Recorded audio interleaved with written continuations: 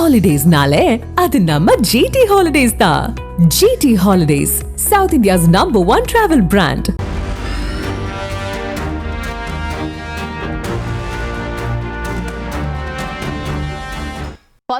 ஆண்டுகளுக்கு பிறகு பிஎன்பி தலைவர் தாரிக் ரஹ்மானினுடைய வங்கதேச வருகை ஏன் இவ்வளவு முக்கியத்துவம் பெறுகிறது?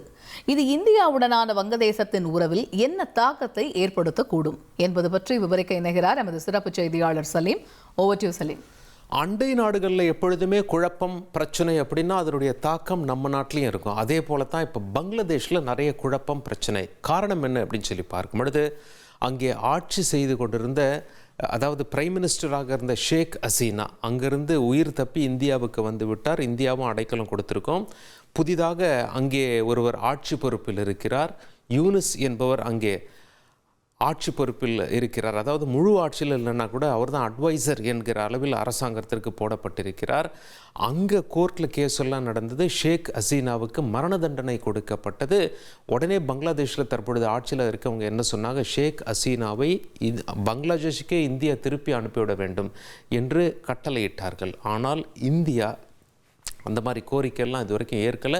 ஷேக் ஹசீனா இந்தியாவில் தான் இருக்கிறார்கள். அதனால் இந்தியா மேலே கோபம் கொண்ட அவர்கள் இந்தியர்களை தாக்க ஆரம்பித்தார்கள். குறிப்பாக அங்கே ஹிந்து வாலிபர் ஒருவர் அடித்து கொலை செய்யப்பட்டார். பிறகு அவருடைய உடல் தொங்குவிடப்பட்டு எரிக்கப்பட்டது. இது மிகப்பெரிய கொந்தளிப்பை ஏற்படுத்தியது. இதற்கு எதிராக டெல்லியில் உள்ள பங்களாதேஷ் தூதரகத்தின் முன்பு பஜ்ரங் தள், விஹெச்பி இது போன்ற அமைப்புகள்லாம் போராட்டம் செஞ்சாங்க. உடனே பங்களாதேஷ் அரசு என்ன சொன்னாங்க, இதை நீங்கள் கம்யூனலாக பார்க்கக்கூடாது, அதாவது மத ரீதியாக பார்க்கக்கூடாது. அந்த தனிப்பட்ட நபர் அவர்களுக்கு உண்டான பிரச்சனையில் அவர் கொலை செய்யப்பட்டிருக்கார் அப்படின்னு சொல்லி பங்களாதேஷ் அரசு சொல்லியிருந்தாலும், அங்கே ஒரு அரசியல் நிலைத்தன்மை, அதாவது ஒரு ஸ்திரத்தன்மை இல்லாமல் இருக்கிறது. இது மிகப்பெரிய பிரச்சனையாக காணப்படுகிறது. இந்த நேரத்தில் அங்கே தேர்தல் நடக்க போவது நமக்கு தெரியும். இன்னும் ஒரு 2 மாதத்தில் அங்கே தேர்தல் நடக்க போகுது. ஒருவர் என்ட்ரி கொடுத்திருக்கார். 17 வருஷம் பிறகு அவர் 17 ஆண்டுகளுக்கு முன்பு அந்த நாட்டை விட்டு தப்பித்து லண்டன் சென்றார். 17 ஆண்டு காலம் பங்களாதேஷுக்கு திரும்பல. 17 ஆண்டு காலம் பொறுத்து பங்களாதேஷுக்கு திரும்பினார். அவருக்கு ஒரு ஹீரோ வெல்கம் கொடுக்கப்பட்டிருக்கிறது. இந்த எலெக்ஷனில் அவர் நிற்பார் என்று சொல்லப்படுகிறது. அவருடைய கட்சிக்கு தடை கிடையாது. ஒருவேளை அவர் நாட்டின் பிரதமராக தேர்ந்தெடுக்கப்பட்டால் இந்தியா உடனான உறவு எப்படி இருக்கும் என்ற கேள்வி முன்வைக்கப்படுகிறது.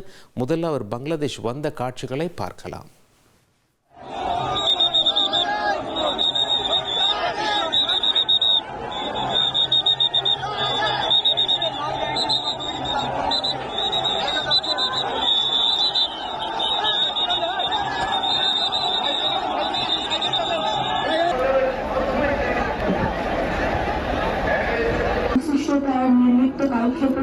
শেখ হত্যাকাণ্ডে বিধ্বস্ত পরিবারের মাথায় স্নেহের পরশ বোলানোর কি মর্মান্তিক কৌশল।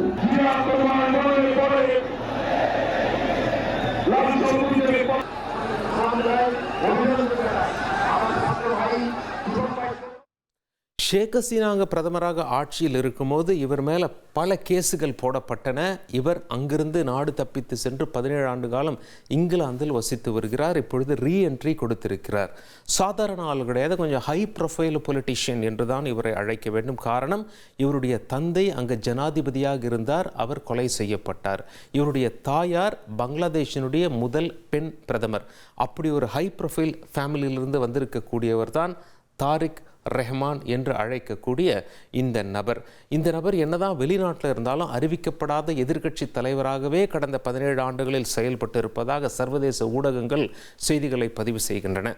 முக்கியமான பாயிண்ட்டுக்கு வருவோம். இந்தியாவோடு இவரோட உறவு எப்படி, இவர் வந்த பிறகு என்ன பேசியிருக்கார் அப்படின்னா, பங்களாதேஷில் அமைதி நிலவணும், பங்களாதேஷில் முஸ்லீம்கள், இந்துக்கள், அதாவது பௌத்த மதத்தினர், அது மட்டும் இல்லாமல் வெவ்வேறு மதத்தினர், கிறிஸ்தவர்கள் உள்ளிட்டோர் வசிக்கிறார்கள். எல்லாரும் அமைதியாக வசிக்கணும். ஒரு ஆணோ பெண்ணோ குழந்தையோ வீட்டை விட்டு வெளியே போனால் மறுபடியும் வீட்டிற்கு பாதுகாப்போடு திரும்பி வர வேண்டும். இங்கே அமைதி முக்கியப்படுகிறது என்று அமைதியை பற்றி பேசியிருப்பது ஒரு பாசிட்டிவாக பார்க்கப்படுகிறது.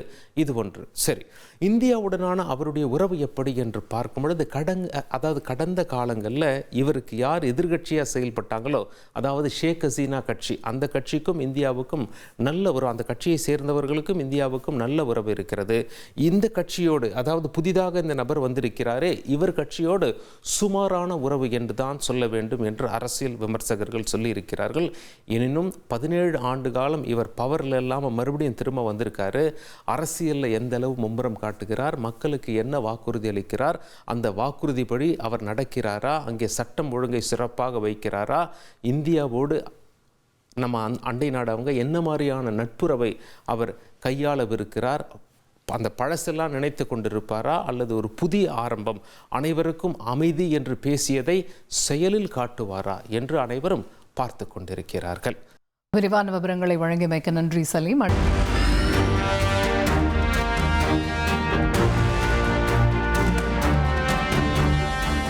ஹாலிடேஸ்னாலே அது நம்ம GT ஹாலிடேஸ் தான். GT holidays, South India's #1 travel brand.